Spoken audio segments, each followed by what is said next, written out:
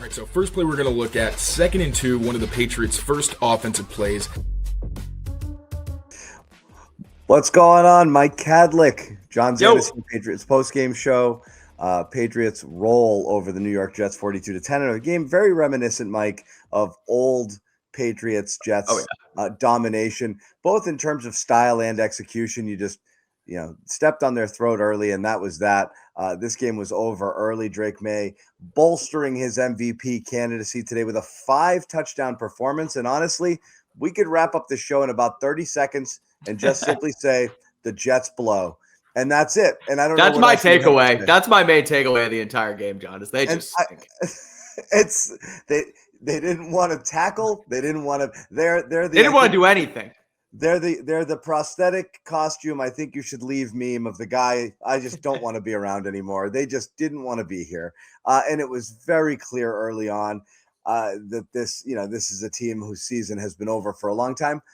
That being said, you want to see the Patriots do exactly what they did. Super shorthanded, a professional job here of just marching up and down the field, scoring on 6 straight drives, just putting touchdown after touchdown after touchdown on the board or whatever it was, and a really impressive win. So we will talk about it. We will be joined by Greg Bedard in a little bit. Mike Kadlic's going to be dipping in and out. Taylor Kyles is also going to join us from the Meadowlands. He's down there with super producer Amit, handling all the post-game responsibilities. So we'll hear from those guys as well. We want to hear from you guys, obviously, in the chat. We'll answer some questions as the Patriots improve to 13 wins, a very consequential number here at CLNS Media. We'll tell you why in a little bit.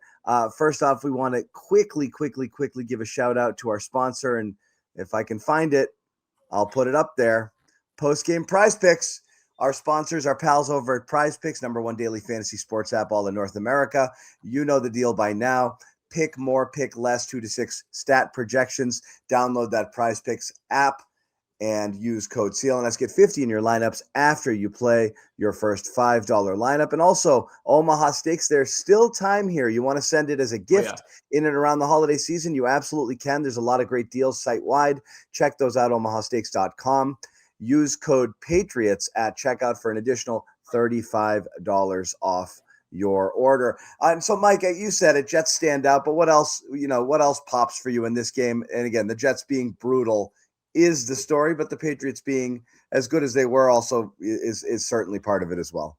Well, and I think that's the important part of the whole game, right? Now, obviously, Drake Maye is the storyline. Obviously, the Patriots being able to continue getting their running game going, the storyline. The 13 wins, Taylor's prediction, another storyline in this one. But I do think, too, like we say, okay, the Jets blow, right? And that's obvious. But the fact that the Patriots were able to understand that and still take care of business and truly just blow doors shows you that this team is on the way up and, on the right track to really make some noise throughout the season or throughout the postseason, especially, too, given where their injuries were at heading into this one, right? You don't have your left guard in Jared Wilson. You don't have 2 wide receivers in Matt Collins and Kay Shoney. You're down basically your entire defensive front.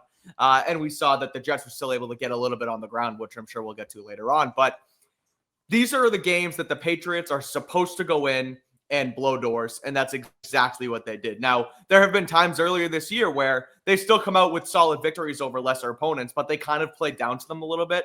That Giants game, they let them hang around a little bit too long. The Saints game on the road, that was only a 6-point win. This game here, John, was one where they knew exactly what they needed to do to get done. They got up early, and they put their foot on their necks and broke them and completely, again, I keep saying the word, but dismantled this New York team. So this tells me that, I mean, we knew that they could play with anybody in the league. We knew that they were going to have a fighting chance in the postseason, given what they've done all year long. But the fact that they were truly able to just, not succumb to the injuries, not go in there and lay a relative egg and play down to these guys, the fact that they were able to just come out and win 42-10, Drake throws 5 touchdowns, get in, get out, and take care of business against a lesser team. It's exactly what you'd want from this team at this situation and more, given the fact that, too, they came out of the bye week, looked a little slow against Buffalo, won a tight one against Baltimore, but looked like, their backs were starting to get against the wall. And this one was just a complete 180 from that. So, yeah. And look, there's no you know, I saw a lot of people predicting a slop fest, right? Okay, Patriots are short. They're going to come in here. It's going to be cold. It's going to be one of those games where it's going to be an annoying, uncomfortable 24-17 win or something like that. And that wasn't the case at all. And again, Jets playing, a backup quarterback and going 3 and out multiple times on their first, several possessions, the double fake punts, and just overall ineptitude doesn't help. But I mean, Drake, if you don't have Drake Maye or you have a lesser quarterback, given the shortcomings that the Patriots had going into this game, as you mentioned on the offensive line and with the receivers, this could have been annoying. This could have been an annoying game, and it wasn't. It was workmanlike. It was very Tom Brady, old Patriots, doesn't matter what I have, taking care of business type of game, and that's what they did. And I don't want to downplay it just because it was the Jets. This was as perfect as you can get for Drake Maye, just in terms of, and again, sometimes you had Jets just absolutely leaving guys wide open against zone. And Mikey, if you got to go somewhere, you got something going on over there? The left side of your room seems very interesting. No, I was just reset. I'll set across the rest of the NFL.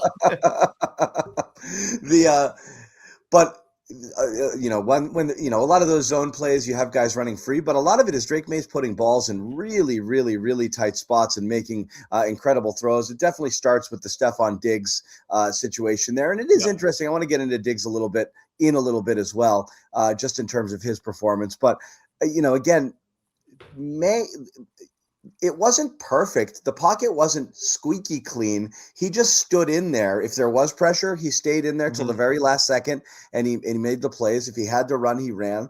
If he had to put a ball into a tight window or throw it where only his receiver could get it, or something that might draw a flag because of the type of coverage that was being played at the time, it's almost like he scored 100% in decision making today. I bet you when the nerds go back and grade this out, positive plays, negative plays, they will find almost zero negative plays, dangerous throws, inaccurate balls. It's going to be as clean a sheet as you can put out there for Drake Maye. And the talking about stats and kind of the nerd way of it, the easiest one we have right off the bat is an 157 passer rating out of a perfect 158.3. So, and the 19 of 21 is the obvious one too, where, I mean, realistically, the drop from Kyle Williams, he should have been 20 of 21 in this game. And the only true incompletion was one over the middle where he tried to get one into, I thought it was Stefon Diggs, and, it wasn't a great throw or what have you. But no, he was absolutely spot on in this game. And you mentioned the wide receivers too. When you're down 2 of your top guys, and then he spreads the ball around to 7 different receivers, 2 of which are rookies in Kyle Williams and Ethan Chisholm. One is Efton Chisholm, who caught his first 2 passes of his NFL career today.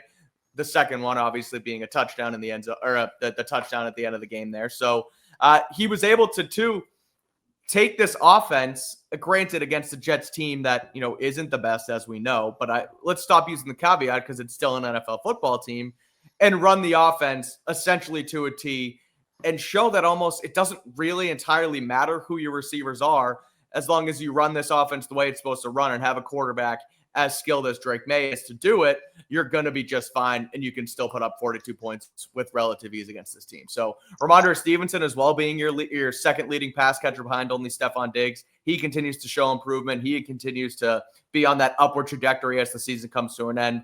Helpful to have that kind of dual threat in the backfield as well. So really across the board, great performance from the offense. And you mentioned Stefon Diggs too, another 100-yard game, right on the cusp of a 1,000-yard season.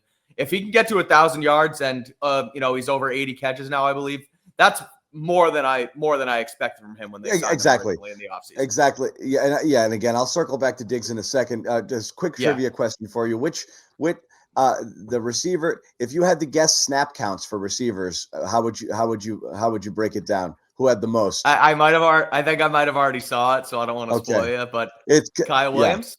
Kyle Williams won. Number 2 is what's surprising. Okay. Efton Chisholm. Is it Chisholm? I wouldn't have expected that. I thought he was more in a rotation at there at one point. I figured it was Kyle Williams and he then stayed Diggs. in more. He stayed in more late in the game after Diggs had cashed out. Oh, that'll do it. Okay. Which makes sense. Diggs played 34 snaps out of the 52 that Drake Maye took. So a healthy margin for him. And again, PFF is not by any means my Bible, but it is interesting that if you did look at PFF right now, the top 5 graded players in this game ahead of Drake Maye is the entire offensive line, according to Pro Football Focus. Ben Brown, Vidarian Lowe, Garrett Bradbury, Michael Onwenu, and Morgan Moses graded out. Super. I take that back. Not the most there, but in terms of the pass blocking rate, those guys all extremely successful. Games here. In again, kind of a patchwork offensive line situation. Down 2 starters, did terrific. Stefon Diggs graded out the best along with Drake Maye in terms of this game outright. So speaking of Diggs. Interesting what he does when he's kind of, he's been rotating most of the year here. And it is interesting when you just kind of put him out there and say, you're going to play most snaps, what he does here. He made, again, crazy catches that very few humans on this planet make. That first one there, I think that catch along the sideline was ridiculous. Was ridiculous there. And again, you need this kind of stuff. You're going to need guys who can just win in the playoffs. And seeing Stefon Diggs do stuff like this in a game like this, and again, against the Jets, caveat alert, is super important. I mean, I'm looking too at just, again, it's basic statistics here, obviously, but like even the game logs of Stefon Diggs, when he's involved and when he's not, he has 82 catches this year on 99 targets. So like when you get him the football, he's going to make the most of it, where he had that lull in between that Jets game a couple weeks ago and last week against Baltimore, and he was only targeted 11 times over 3 weeks. And then obviously the last 2 weeks come around and he has 138 yards against the Ravens and 101 yards against the Jets today. So once you get him involved and get him the football, it's going to be all right. And you saw it again today where, again, he's someone who we thought he would be this, not prime Stefon Diggs like he was in Minnesota or Buffalo, but someone who he's a smart player. He understands what quarterbacks need out of him. He's going to be able to find a void in zones and get open quick and always be on the same page as his quarterback. And I feel like 9 times, if not 10 times out of 10 this year, he's been exactly that for Drake Maye in, a relatively got-to-have-it situation. We saw the 4th and 2 last week in Baltimore and a couple times today as well on 3rd down. He's able to find Diggs in those critical situations, and Diggs is in the right spot, right time against the defense and gets himself open and has a big gainer. And then you mentioned it too, John, that catch along the sideline where he mossed the guy is able to get his 2 feet inbounds with ease and haul it in for a long gain. So again, they signed him for that, 3-year deal for X amount of dollars this offseason. It felt like a question mark given where he was at in his career and also just given the fact that the Patriots had missed out on a couple other top targets, but he's been exactly what they could have asked for and even more. And now, like I said, he's on the verge of another 1,000-yard season when healthy. So if this continues to happen, and I know that Greg, who's going to come on the show, was talking about December Diggs a little bit a couple weeks ago, and Diggs proved him wrong last week, and Greg admitted as much. There's a difference, though, between December Diggs and then January Diggs, because January Diggs can come back on and be, an elite pass catcher in the playoffs. We saw that in Minnesota, and we saw it in Buffalo a couple times, too. So they should be excited about where Stefon Diggs is at this point in his career. It's almost like he took – maybe they gave him, not on purpose, but took a little bit of time off in the middle of the season and is now, hitting a stride once again here. It could be important for them down the stretch. And again, you look at it, you did have consecutive weeks there of just very, very low production, 3 straight weeks after he went for 105 against the Jets, 20 versus the Bengals, 3 for 26 against the Giants, and then a dud against Buffalo. And that was his best game of the year up to that point in the season, the first time when they played in primetime there, and the Patriots upset the Bills out in Buffalo. And now he's gone back-to-back 100-yard games. It's his 5th 100-yard game of the season. And again, if anybody had told you that Stefon Diggs was going to catch, 90 balls, let's say, if he ends up somewhere close to that for over 1,000 yards on this season, you'd be doing backflips. Again, I don't think we confused ourselves into believing that this was prime Stefon Diggs. I don't think most people did. and I think this is what you were hoping: a good professional receiver who can win occasionally against man, runs really crisp routes, and can be a safety outlet for Drake Maye. And that's what you got here. And you need it. You need it to continue because it's just simply not a dynamic enough group of playmakers. And now Mac Hollins, who I've given a ton of grief to throughout the year for just being Mac Hollins, it's not his fault, but he is what he is. It's not his fault he's not more. It's just you wish he was somebody else, or they were able to get a better, a receiver with a better pedigree. He's been great for what Mac Hollins is. He's been great. He's been a reliable target. He's been a go up and get it. He's saved Drake Maye from a few errant and high throws. He's been decent in the red zone, and he's been an incredible blocker in the run game, especially when you're running these 2 tight end sets all the time, and you have a couple tight ends that are not known for their blocking. So Mac Hollins has had to carry a big load here. So you need Diggs more than ever. Here you can't be. They're not going to have as much of a rotation here. He's going to have to be a go-to guy. And I think that's, too, why these last 2 weeks are so important for heading into the postseason, because now with Hollins officially on IR, I saw that, Evan Lazar kind of was able to clarify this, that the 4 weeks / the bye counts. 4 games for IR, the bye does count, so they don't get penalized for the bye, which is good and makes sense, but it was kind of a fluid and flimsy situation there. So Hollins will only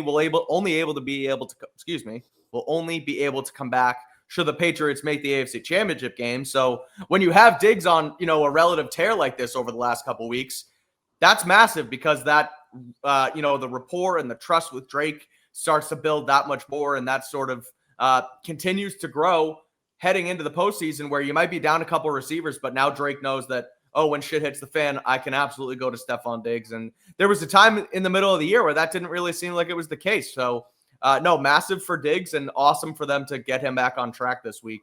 And again, we talked about it on the pregame show, how they should not take the Jets lightly, but they can also kind of use this game as not necessarily a practice round, but a game where you can kind of test things out. Yeah. And understand we want to get the run game back on track prior to the postseason. We can try that against the Jets today, and we can run it like we saw 35 times for 150 or 35 times for 155 yards. Or we can try and get Stefon Diggs going, which they did today. Or we can see what Efton Chisholm has and Kyle Williams. And I thought Kyle Williams today, too, showed that he's much more than just a deep threat. They can use him, as a chain mover in the intermediate part of the field. So the whole wide receiver core, given the injury issues, I thought was impressive today for the situation that they were put in.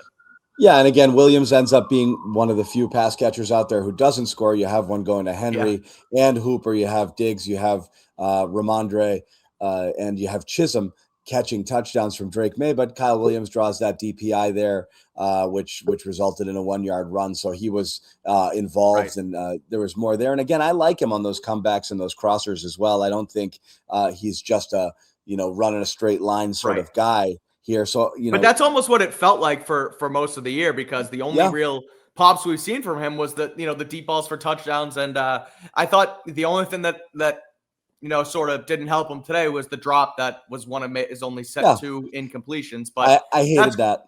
Me too. It sucks. But that's also, rookie growing pains that you're going to get through. And I know.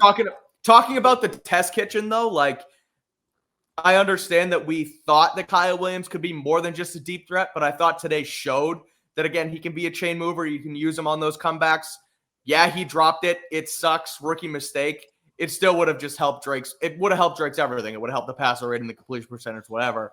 But I think that almost gives Drake another reason to go back to Kyle Williams on another opportunity there, because he did drop it. But yeah, and again, I want to see him get the ball in his hands a little bit more in space, which they need to work to do there. But again, I want to see them force the issue with him, because you're going to enter the playoffs and he's going to have to play a prominent role. Right. And there's not much. Hopefully, it would be really nice if they could clinch, if they could wrap this up here. We'll see what happens with the AFC East, at least, if the Bills were to go down to the Eagles. But you're still playing from the 1 seed. You got to go out there. You can't really experiment. You just have to play next week. Yeah, I would be surprised. I was going to kind of bring up that conversation a little bit later on, where, okay, you're sitting here. If the Bills do lose, you do end up winning the AFC East. But given where you're at health-wise, there's still a lot on the line to go and get that number 1 seed, right? So I don't think they should I don't think roll over and die is the right way to say it, but play the backups and ease into the postseason next week just because they have the AFC East wrapped up, because there's a lot to play for in having that bye week, because I guess in theory you use this week as a bye week to get guys healthy, but then you have to win an extra playoff game and the win becomes that much more important next week, or wild card weekend, than it does in week 18. So I don't think they can necessarily put or take their foot off the gas, if you will. Now, if you're up by 17 points against Miami in the second half next week, then you start to sit guys down and rest up. Or you also kind of scoreboard watch and see what's going on in the Denver game too, which the NFL always makes that interesting. We'll probably schedule those two games at the same time so you don't have scoreboard watching like that. But long story short is there's still more to play for. I don't think even if you just win the AFC East this week, you can just, roll over and let yourself get the 2, 3, or 4 seed. I think you need to play for that number 1 spot. No doubt about it. You mentioned their ability to run the ball today. I think that's going to be huge, and everybody knows it's a cliche. Come playoffs, that's fine. One thing I will say is people might look at Travion Henderson's day and be like, 4 yards a carry, 19 for 82. Not a big deal. Here's what I like about it, Mike. I like seeing a line like this that isn't entirely dependent on one big run and then 12 1-yard runs directly into the line of scrimmage. You want to see more 4-yard, 5-yard, 6-yard runs, more positive yardage getting into. His long one for 17 today. And you want to see that because you need a little bit more of a grinded out approach from the run game where they're consistently getting positive yards and not entirely reliant on a couple of big home runs to skew that average, that yard per carry average, and make it look bigger. I got in a bit of a Twitter debate this week about let's celebrate what Drake Maye is doing, because he really hasn't had, elite receivers. The offensive line is developing, but certainly not elite. And the run game hasn't been there pretty much all year long. And so everyone's like, dude, Travion Henderson, something. And I'm like, yeah, I know, but it's almost all of those numbers have been the home runs. You're going to need just to be able, 4 yards, 5 yards, and this and that, and be able to move the chains, and just the threat of being able to get some stuff on the ground is super important in the playoffs. Yeah, we saw a couple weeks ago, though, too, where Travion's 2 big scores were 50-plus yard touchdown runs. And that's good in a vacuum. But it's nice to have those. Yeah, right. You want to be able to establish a consistent run game more than just, like you said, have to rely on those home runs. And that's what we've talked about this week, actually, on Pat's Daily a couple times, is if they can continue to, and using this game against the Jets again as a sandbox, to be able to establish a much more consistent run game. And I thought the Patriots were able to do that and then some today, where you talk about the 4.3 yards a carry, but you also had a couple of, home run balls, if you will, from Travion with a 17-yarder, with Rhamondre for 24. And I know it's not technically an explosive run, but an 11-yard run from Drake Maye to set up a first down early in this game too was promising. So, Rhamondre has 8 for 47. He was inching towards 6 yards a carry. He looked a lot better. And I think not having to rely on him to get the ground game going completely and be able to still split carries and not have either of these guys sort of blow their load, if you will, for down the stretch of this year, and have each guy be able to be fresh heading into the postseason was huge too. So I thought just that their ability to lean on the ground, lean on the pass, and have both aspects of the offense going was massive, not just for this game, but also the perspective of where this offense can be heading into the postseason as well.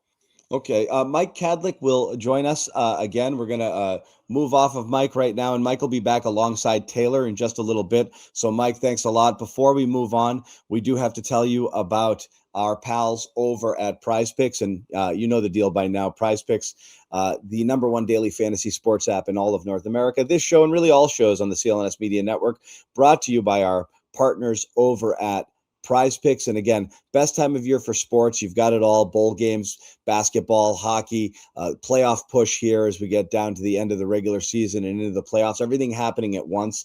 And again, you and I, you know the deal here. We're making decisions every day, but with Prize Picks, it's good to be right because you can get paid. As we mentioned, Prize Picks, number 1 daily fantasy sports app in all of North America. You pick more or pick less on 2 to 6 player stat projections. That can be one sport, one game. You can mix and match. You can stack them, which I love. If you were all in on Drake Maye, and oh boy, are people going to be mad about this one? The Moore was 256 and Maye got pulled 5 minutes into the third quarter at 253. That was a tough one, but Drake Maye went bananas today. And yeah, you could have made some money there if you rode him all the way to the end. Lots of different things, free squares throughout the week, great promotional opportunities as well. But the number one thing is the discount here you get when you download the Prize Picks app, use code CLNS, you get 50 in your lineups after you play your first $5 lineup. Once again, code CLNS, get 50 in your lineups after you play your first $5 lineup. Prize Picks, it is good to be right. One more of our sponsors before we bring on Taylor Kyles and Mike Kadlic, and that, of course, is Omaha Steaks, and you can see the deal on the screen right now. If you go to omahasteaks.com, you want to buy a nice little gift box, buy something for yourself, doesn't really matter.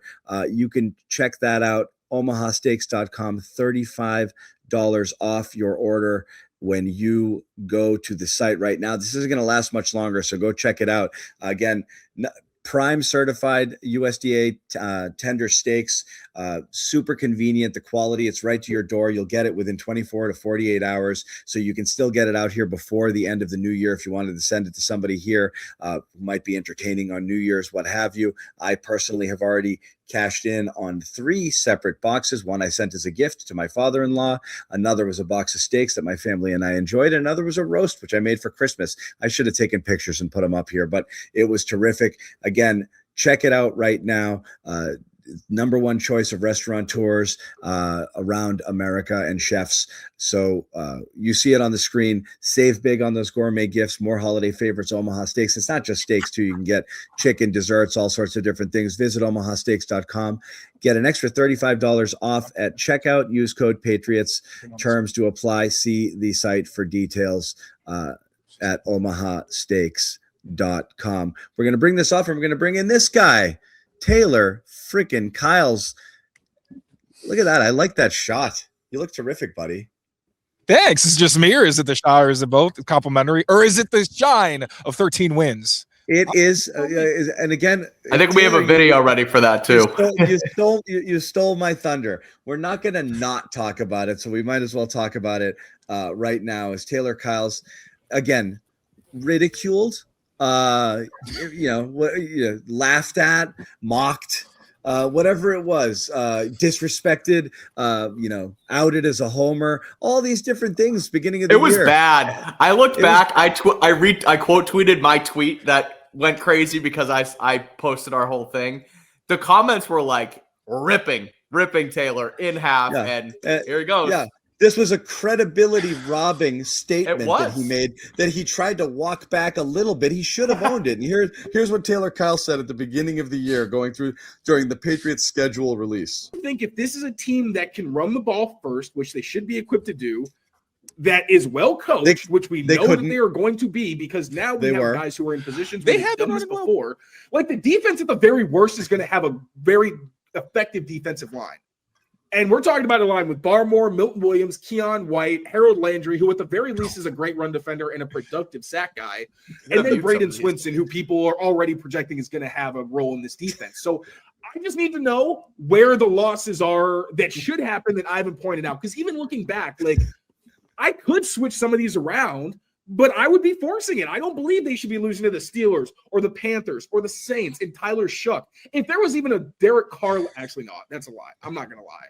I was going to say maybe if Derek Carr was there, I would still probably pick the same. But I think this is a team with more talent than people maybe give them credit for, and they have an easy schedule. That's really the biggest thing. The NFL season is crazy because there were still a lot of things in that prediction that did not come to fruition. Keon White, that's a name I've not heard in a long time. Obviously, Braden Swinson, that's more been Elijah Ponder. Although, ironically, Braden Swinson actually played on defense today for the first time. But, I mean, the bottom line in the whole thing I wrote was that you have a guy who used to be coach of the year. You have Josh McDaniels, who has a crazy amount of experience. He's one of the best play callers and play designers in the NFL. And Drake Maye, obviously someone I was very high on before they drafted him and thought he had immense potential with Josh McDaniels. Those were the core things. A lot of other things have changed. Like, they are better in places I didn't expect. They're worse in places I didn't expect. But either way, I feel like it is that core that's helped power them to these victories. So I know I said 13 winnable games, 11 that was more likely, because even for me, even as the homer, 13 just straight up felt maybe a little generous, but hey, we're here. They blew past 11 and now they are at 13. And I might still be wrong, because if everything goes according to plan, they should win 14 games this season. So yeah, I mean, and especially the fashion they did today, geez Louise. You undersold them. And again, I you're not going to escape this without a few dings. Are you still right if you're right for the wrong reasons? Kinda. I'm just kidding. Not entirely the wrong reasons. But I will say the thing that NFL season predictions are tough. Just, PSA out there. It's very hard to predict the entire NFL season. What is hard. Yeah, this is hard stuff. What was not mentioned, Taylor could have cut that whole thing short and be like, 13 wins because Drake Maye is the fucking man, and then walked off the set right there. And that might have been good enough. And no one would have any beef with you whatsoever. But Mike, you were going to say? Just the run game aspect too. Like, Taylor, you mentioned that they were going to be able to run the ball first and have an elite run game. They hadn't really had that, but over the last 3 or 4 weeks, we talked about it on post game. They've put it together a little bit. Today they did it again, 155 yards on the ground. And John, we talked about it a little bit earlier on the show, but we can mention it again here with Taylor. It wasn't solely off the explosives that we saw from Travion the last couple weeks, right? They were consistent. Rhamondre was consistent. Travion was consistent. His 88 yards and 4 whatever yards per carry and change wasn't because of 2 50-yard bombs. It was because he was able to gash them for 5 and 6 and 7 a pop. So it looks like this might end up being a strength of theirs heading into the postseason, which is even more promising given that, it was such a maybe train wreck strong, but it was not a strength earlier on in the year. Check out my write-up on CLNS Media. Actually, yesterday I wrote all about what concepts the Patriots were using and kind of plays and things that have led to their success. And I think we saw that today. Obviously, the second half was different. It did feel like the Jets started getting more of a beat on what they were trying to do and just filling gaps so quickly that there was no chance for anything to get going. But you still saw mostly Rhamondre Stevenson showing the contact balance. Like, his first carry, he gets hit at the line of scrimmage and then keeps turning ahead and ends up getting 5 yards. And he even showed some versatility. So while this wasn't the run game's best performance in the last month or so, you did still see that this is not the same ground attack that we saw earlier in the season, where it just felt like you were wasting your time even trying to do it, even if it did set up play action. It really did feel like, okay, still some things to clean up, but at least this is something that you feel like can at the very least be complementary to your pass game. And obviously we're kind of bearing the lead here because the run game was a very small part of this, but yeah, we can definitely move on to the passing. No, there's nothing wrong with it. And I will say right now, you heard Taylor. What? That's not Taylor. That's USB mode, mass storage. That's not a person. Taylor right now is really in a flow state with the Patriots offense. Those guys will pop back in a little bit. It's really cold out there at MetLife. They might need to reboot some of their stuff here. Thumbs up when you're back here. Yeah, he's back. That's my bad, John. No, it's all good. I mentioned Taylor's definitely in a bit of a flow state right now in terms of the concepts he's talking about. A light bulb went off this week, and Taylor is really feeling what the Patriots are doing on offense right now. Talk through some of what went on today. And again, so you don't have to do it every single time, Taylor. It is assumed that every single sentence we utter ends with, granted, it was the Jets, but ... You don't have to put it in there. We already did that for the first time. We will start every thought with, granted, it's the Jets. However, go. I'll be honest, I thought today was more well-rounded than maybe you'd think if you just looked at Drake Maye's stats. Has a stat line that no one's ever seen with the 5 touchdowns, 90.5 completion rate, I believe, over 256 touchdowns. I was so close with my Prize Picks prediction. I'm very salty about that. But even looking back at some of the plays, obviously that scramble completion to Stefon Diggs on both ends was ridiculous, right? He has to get out of the pocket and then put that in a perfect spot for Stefon to make a play on it because he was pretty well covered, and then Diggs to go over and make the play himself. Like, Drake definitely made some of those Drake Maye type plays. One of the first things he mentioned post-game was Josh McDaniels and the play calling, because it didn't feel like Drake was carrying the offense. It felt like guys were getting open. and he was putting the ball in some good spots. Some moments he'd like to have back. The Hunter Henry, amazing catch by him, by the way, which is one example where Drake throws it pretty well inside on a corner route, and Hunter Henry, who's been up and down in some of those situations recently, goes up and makes a fantastic grab to set up an eventual touchdown. Also had that illegal man downfield where Drake probably should have better awareness than to throw a screen that late in the down. But on the other completions he had, it's like Stefon Diggs getting open, Efton Chisholm getting open, Kyle Williams winning on a vertical route, getting pass interference, and then setting the Patriots up for another touchdown. It just felt like everything in the pass game was churning, which is even more impressive considering Mac Hollins, as we mentioned pre-show, has been a big part of this passing attack, maybe inconsistent, but he led the team in intermediate receptions and yards. And today, I think we saw Stefon Diggs take another step in terms of being a more consistent big play guy for the Patriots offense, because we know in prime time, the guy turns it on. And it feels like, every week he'll make one play that really does catch your attention. I think this is the first time, though, that 2 weeks in a row, you see Stefon Diggs making just incredible, incredible plays. So as impressive as Drake Maye was in this, I want to take nothing away from him. I also want to credit the offense around him for not constantly putting him in positions where he had to put on the Superman cape and do incredible things. Guys were getting open. For the most part, the pass protection was sound, and just for the one time, I know there's a caveat, but it was the Jets defense, but I don't really care because it still is the National Football League. You have to take advantage and capitalize on the opportunities you get. And that's what the offense did. It felt like the opposite of the Bills game where everything felt difficult. Even when things were going well, it was like, yeah, but this was a day where it just felt like everything was firing. And it helps when the Jets are giving you penalties after penalties and letting the 2-minute drive stay alive. There's a part of me that, it's kind of like the Jaguars game in 2021 where you're like, okay, they may be good, but this is definitely a really bad team they're playing. But hey, man, it doesn't really matter who they put up against you. You have to make sure that you're doing your job, and the Road Warriors did it today. Yeah, it was. On the road. 8-0 is insane. It's funny. It's lost in it because, I don't know how much it matters, but it kind of matters a lot.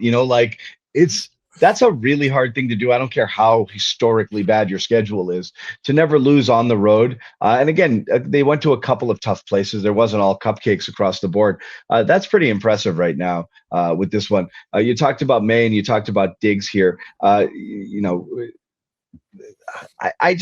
think we can't not go overboard a little bit on the Drake Maye stuff.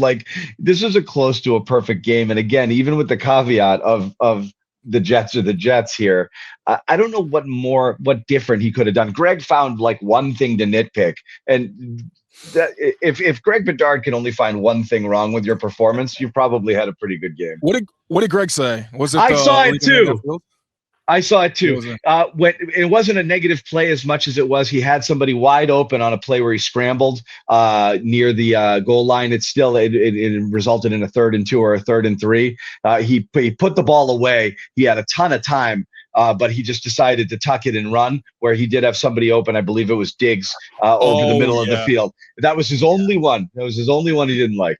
If we're thinking about the right play, it looked. I was going to say, I'll give him a pass. If I'm thinking about the same play, it also looked like they showed it again on the end zone angle. It looked like the person who was open, it might have been Diggs, was a little bit more covered than it looked like on the original TV copy. So even still, 19 of 21, one of the incompletions being a drop by Kyle Williams.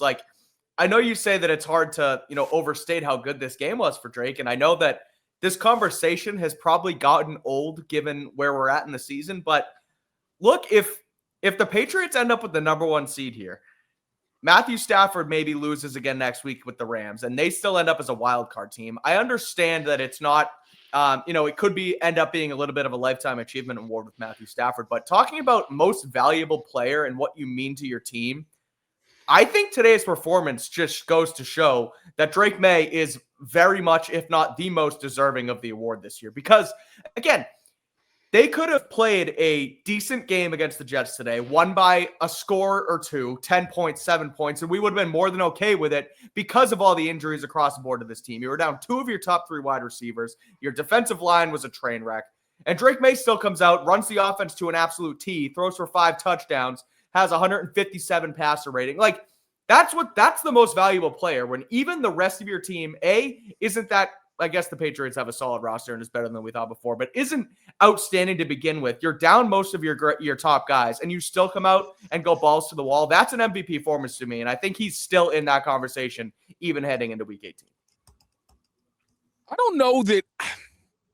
I think obviously when you look at the numbers and having a stat line that no one's ever had before, that's insane. And he was ridiculously efficient. I just don't know how much of a feather in his cap I would use for this game specifically, mostly because, again, of how it's the opponent, how well everybody executed. Like, again, I didn't really feel, other than the Stefon Diggs throw, there weren't a whole lot of times where it was like, hey, that's Drake Maye just doing something only he can do. Like, again, I cannot emphasize enough. I almost squealed in the press box because that was a ridiculous throw. And then the catch by Diggs, I couldn't believe that he got his feet in bounds. But again, like, think about the tough catches that were made in this game where it's not just Drake Maye, who, yes, was good, but Austin Hooper extending to make a catch in the back of the end zone, the Hunter Henry one, Efton Chisholm. It just, I don't know. It was a great game from Drake Maye, and efficiency-wise, you could probably say it was one of his best games, but I still feel, and I think 60-minute-wise, this probably was his best performance of his career, so I do want to give him that. But just in terms of the quality of the performance, with everything considered, I still, like, that second half, or the fourth quarter, rather, against the Ravens, for me, is, if I'm going to talk about what he's done, it's the end of the game against the Bills and the end of the game against the Ravens. But I think this one shows, if you want to put, a battered roster in front of him, he does have what it takes to capitalize and make you look very, very bad. So I will say that, but I don't feel enough that this really helped his MVP case. I think it just kind of stoked the fire and just made it so that Matthew Stafford really cannot slip up. Yeah, it's an interesting situation. I don't know what the criteria is really anymore in terms of, most valuable versus just best stats. Cause again, Stafford's going to be 40 something TDs to 5 interceptions. It's a bananas, stat line there. But, what are the Patriots without Drake Maye? What are the Patriots with a replacement level quarterback, or even Jacoby Brissett, who's acquitted himself fairly well in Arizona? What are they with Brissett this year? A sub 500 team. Maye's probably worth 7 wins, on his own over replacement level. So he's on another planet. If MVP was actually an award that meant what it says, I would agree that Drake Maye is the MVP. Yeah. But as we know, it's really just who had the most bonkers season, pretty much. Which quarterback had coolest stats? Yeah. Yes. Yeah. And then that is Matthew Stafford. But like the entire 37 season. Yeah.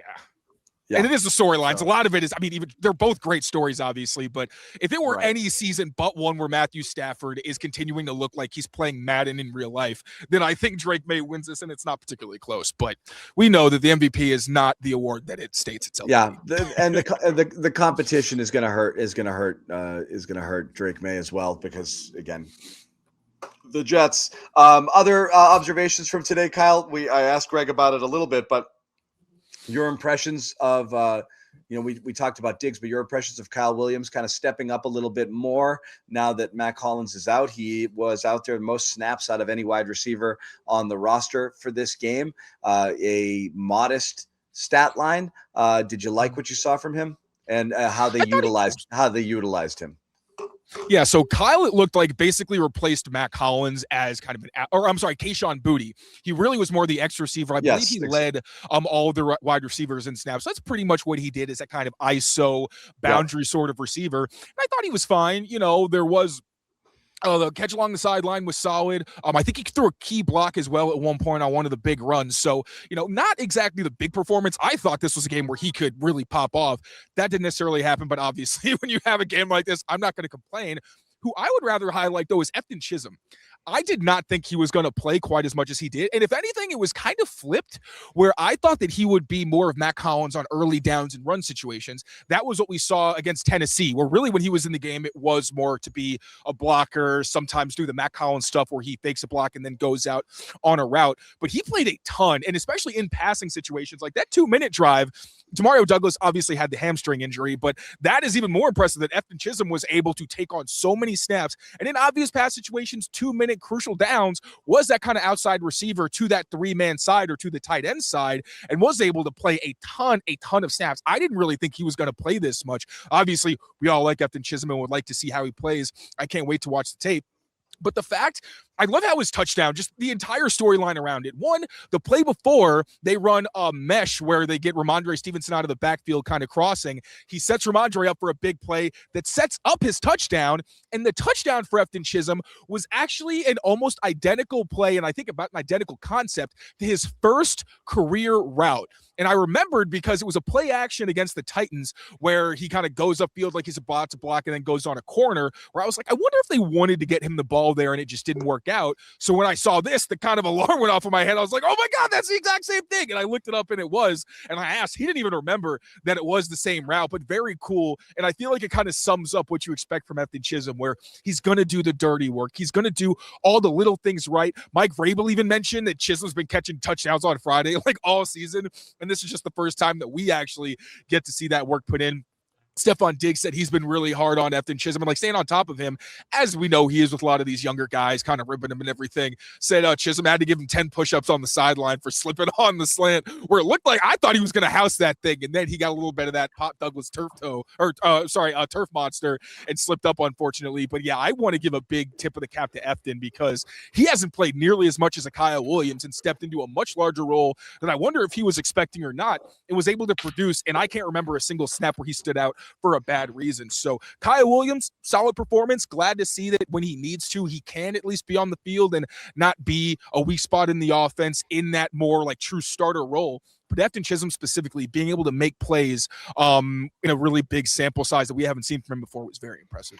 Yeah, again, after Kyle Williams, the number 2 leader in snaps unofficially was Chisholm with 41 outsnapping Stefon Diggs even. And before they Demario switched, Douglas, Diggs, I think second. It was, yeah. But Demario Douglas there, not really part of it here, coming back from an injury, and again, might not be 100% yet. I'm not entirely sure. Other observations. Pop actually told me in the locker room real quick. Pop did tell me that if it were a closer game, he would have toughed it out and he might have played a lot more. But obviously, they were never in any danger in this game, except maybe before the opening kickoff actually happened. So yeah, it seemed like Pop isn't quite ready to get back, but hopefully, obviously being able to rest today, hopefully that helps him down the stretch. Yeah. What else you got out of the locker room talking to those guys? I know Christian Barmore still mad as hell over the Membu stuff there. Some after the whistle sort of things going on there, and he was still hopping mad. Taylor, I don't know if you got a chance to talk to him. Yeah, Christian Barmore is a very emotional player, and you see it on the field, and it's hard to blame him because he's taken he's getting held a lot. He's been held a lot this season. I feel like he probably has taken some shots maybe he shouldn't have. And what it looked like today was Membu pancaked him or like dove on top of him as the ball was going the other direction. I think he threw another little jab there, and that was what really set Barmore off. And then I'm sure everybody's probably saw on the TV copy. I'm not sure if it was available or not, but as they're trying to get off the field, Mike Vrabel comes over to him and we told us after the game that he was telling him, hey, we got to keep our composure. Said the official did a good job where Corey Durden and some other guys were trying to make sure that nothing escalated. And Vrabel made a beeline to Christian Barmore when they went in the tunnel. Like he knew that he kind of had to calm him down. Understand why Barmore was mad. Like, you don't like that stuff, especially from a young player. Like, I see why that would really piss him off. But yeah, he specifically, I think he said sorry ass 71 specifically. So not too happy there. Also spoke to Caleb on Chase on about the fake punts. They said they knew both of them were coming. And even in the booth, I'm thinking, what the hell are you doing punting on 4th and 2 when you're getting blown out? And they knew the pass was coming. It was just about execution. Obviously, Brendan Schooler was very, very close to stopping that one, but the guy was able to make a contested catch. And then that next one, he's like, yeah, we knew exactly what it was. We knew they were going to do it twice after they did it the first time. Schooler literally told them what side it was going to go to if you could see pre-snap. And Caleb on Chase on said that was what helped him and Corey Durden blow it up. And the reason I spoke to Caleb on Chase on was in a game like this, I feel like, especially the defense, unless you have these big plays like a Jalen Hawkins interception, it can maybe be hard to see who the impact players are. But Caleb on Chase on had the batted pass on a screen, which he nearly intercepted. Had a run stuff. He retraced on a screen for, I believe it was a 3rd down stop, and contributed to helping stuff that fake punt. So on the defensive side of the ball, I really do want to highlight Caleb on Chase on. 2nd week in a row that this dude has shown great effort and made some impact plays after we were saying, it feels like there's not quite as much juice off the edge. And frankly, I'm not even sure that's necessarily wrong. It definitely feels like you don't feel his presence off the edge quite as much as maybe earlier in the season, but the fact that he is still making these impact plays outside of just rushing the passer and even contributing on special teams is really impressive. Yep. We did mention this earlier. The Patriots have still not clinched the AFC East. They can if the Bills lose to the Eagles. They're currently down 7-0. And again, this show is live. If you're watching this on recording, the game's probably over and we already know what happened. But since it's live for our live audience, Taylor, I'll ask you, how important is, and again, you need Denver still to lose, which is what makes this difficult here. And they're playing a Chargers team that doesn't have a lot to play for next week. But you never know. How important is the home field to you? Not home field, the bye and home field throughout.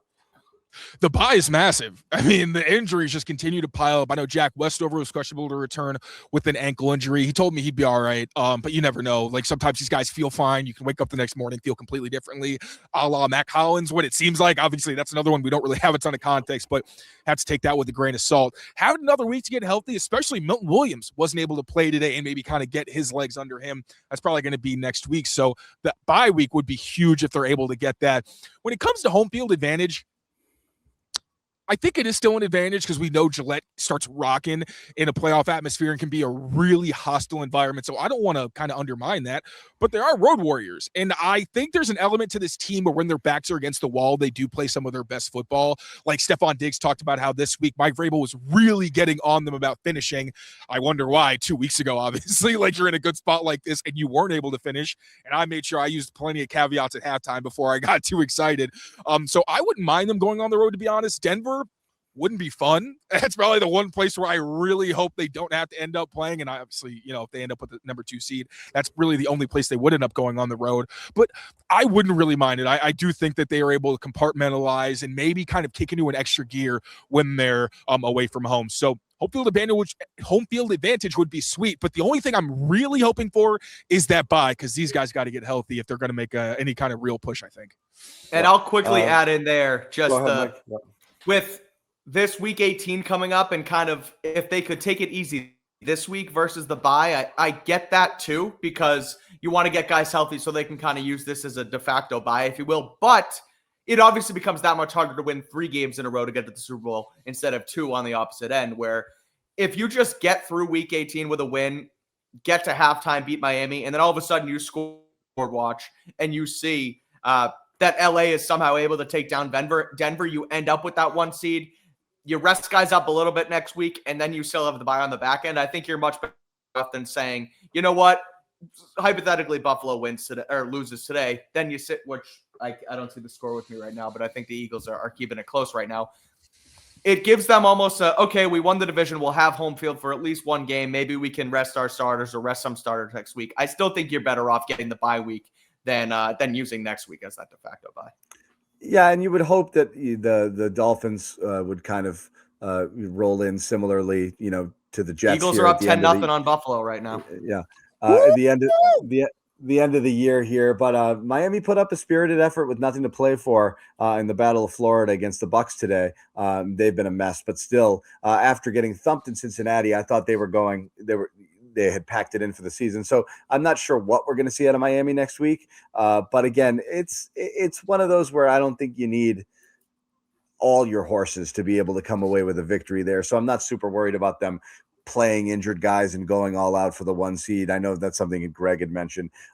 As for Drake Maye, you want to see him play. You want to see him continue on in his MVP case, even though, again, he continues to say that's not what's most important to him. Here's Drake Maye after today's 5-touchdown performance against the who the hell did they play? The Jets. So memorable. Yeah, coach said unfinished business. You know, you want to go 8-0 on the road. That'd be something that we thought would be pretty cool. You know, in this league, it's hard to win on the road, and we accomplished that today. Just proud of the guys. You know, we came out here, started fast, and didn't stop from there. So just proud of the guys, and that was a good one to get under our belt, and we still got another week next week to get back at it. What was going so right for you today?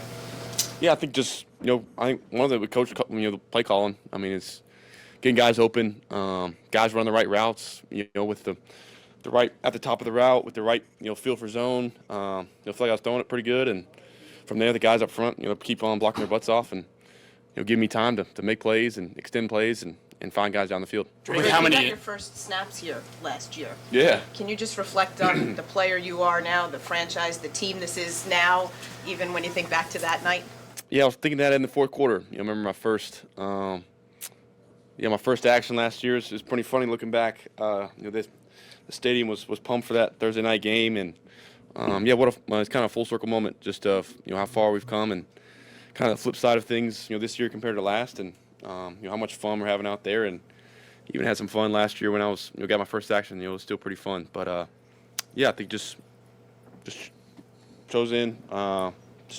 Try to be myself every day, and don't let anything change, and from there just trusting the Lord, and that's what's gotten us here, and try not to change that. Just having fun. Go ahead, Taylor. I'm glad he mentioned last year, because as the conversations were going about, like, all right, when are they going to bench him? Like, when's it going to happen? I was like, this feels like a really familiar conversation. And in that same press box, we were having that conversation when the Patriots came here on Thursday Night Football last year. So it was the opposite. We were saying, okay, they're getting blown out in a loss. Is this when Drake Maye finally makes his debut? I remember I was saying, please no, because this line is in shambles and he might die. And obviously he survived, but he took some gnarly hits in that game. And obviously just crazy full circle moment, and what a difference a year makes, where you go from a situation where he comes in for relief on a blowout loss. Now he gets benched for a good reason faster than I think. Is there...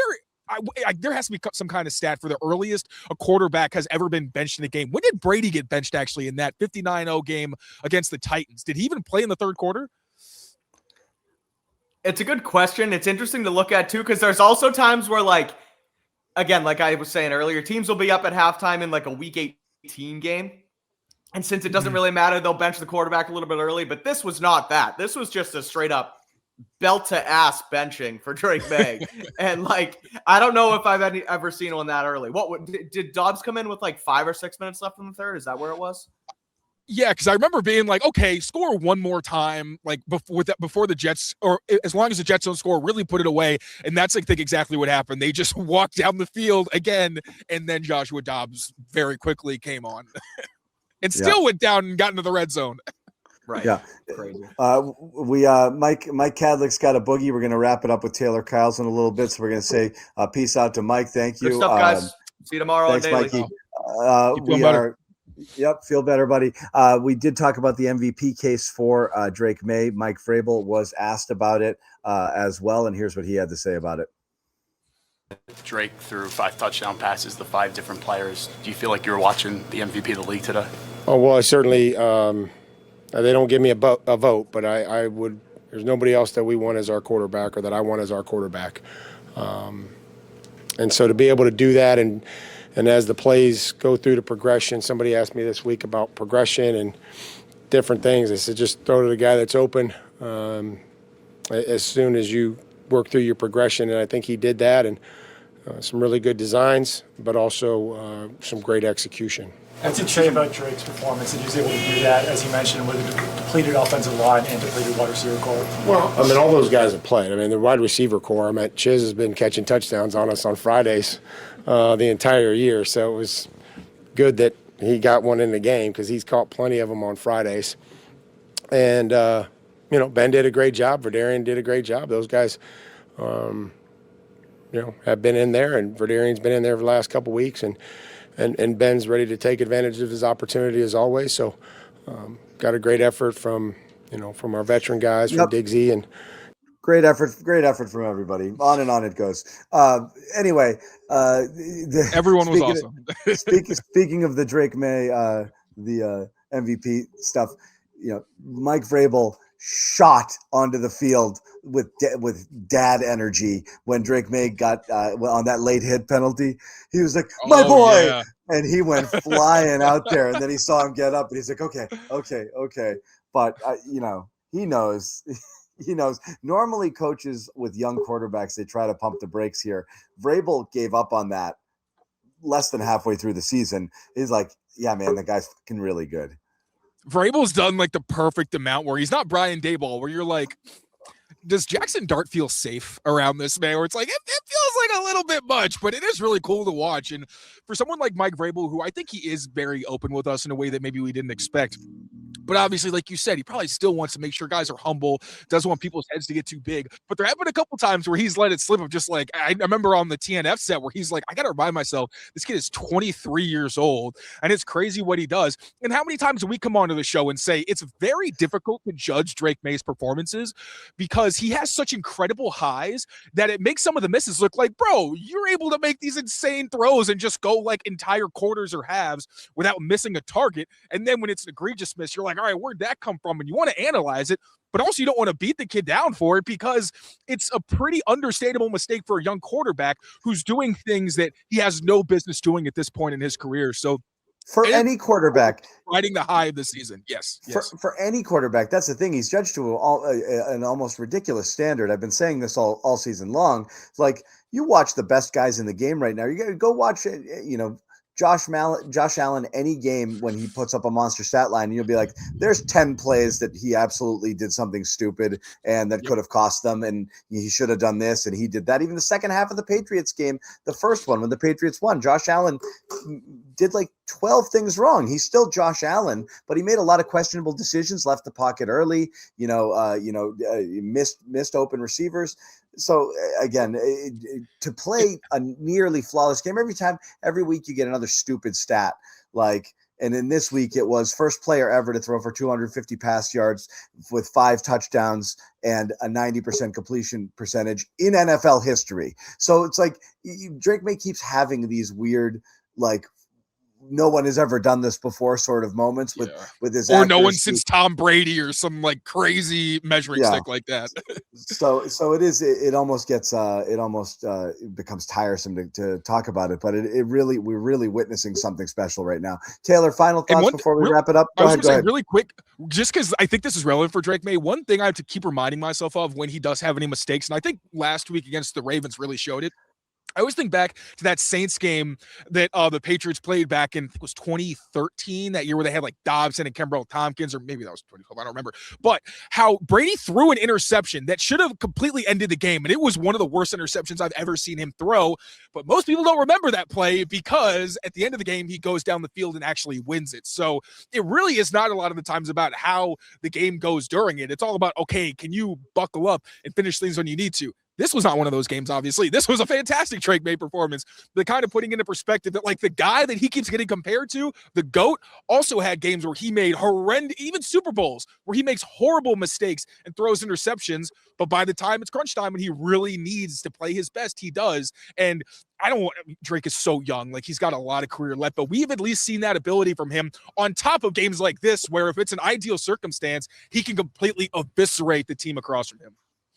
Absolutely. And that's what happened today. So again, all the caveats we can throw in there, but it was the Jets. It was still arguably the best quarterbacked game by anyone of the season, just in terms of playing a near perfect game. And amazingly, he's had a handful of them this year. You had that stretch in the middle of the season where he was near flawless. He was again today, which bodes well and certainly shakes off any sort of negative vibes people had after that Buffalo game. Is the first time we'd seen him really rattled since week 1 of the season. He had some games where he wasn't as effective, Cincinnati, Tampa, but the Bills, the first time we saw him play poorly, and to stack these two back to back, terrific comeback against Baltimore where he just put it on his shoulders, led the team to 2 touchdown drives in the fourth quarter to win that game, and then to play a near perfect game, albeit against an inferior opponent here. You got to be chests puffed out, feeling a lot better about Drake Maye and where he's at as the team is about to enter the playoffs with,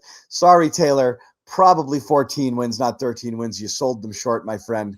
I'm sorry. Hey, Buffalo wins tonight. Oh, the dream is still alive. No, because they still got that. I really don't want to be the one rooting for them to lose, but I mean, it'll be fun. I want 13, damn it.